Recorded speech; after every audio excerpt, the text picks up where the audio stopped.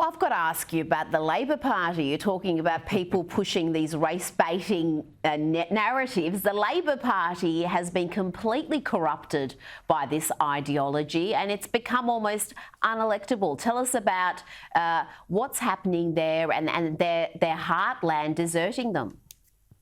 Oh, well, Rita, we saw back in December 2019, Labour had its worst general election performance since 1935 in terms of seats. And its central task was to reconnect with its traditional pro-Brexit heartlands. It has failed to do that. It's failed spectacularly because ultimately there's still this culture of racial identity politics that many people in those traditional heartlands, they can't relate to it at all. They want to stick to the bread and butter of good jobs, high quality schools for their children, employment security. How do we cut waiting lists for the National Health Service? That's the bread and butter of what traditional Labour voters would be interested in. But Labour has this ridiculous combination of liberal cosmopolitanism and racial identity politics that they simply can't relate to.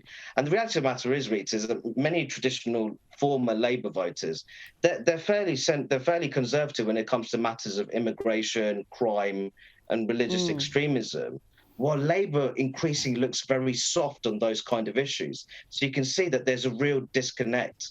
There's a real disconnection between the two. Just before we go, Rakib, I just wanted to quickly ask you, some UK schools are now getting rid of their legacy of slavery and empire. So names like Nelson and Sir Walter Raleigh and Gladstone, they're being ditched. And guess who's coming in? Greta Thunberg and Malala, they're the new names. What do you make of this?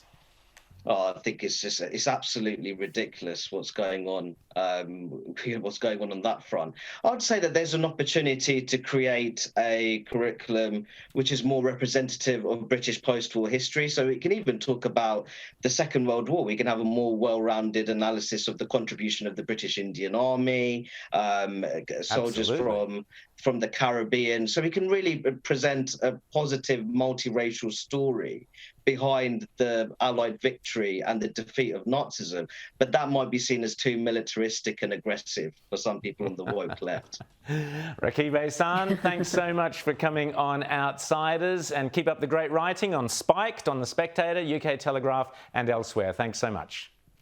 Thank you for having me.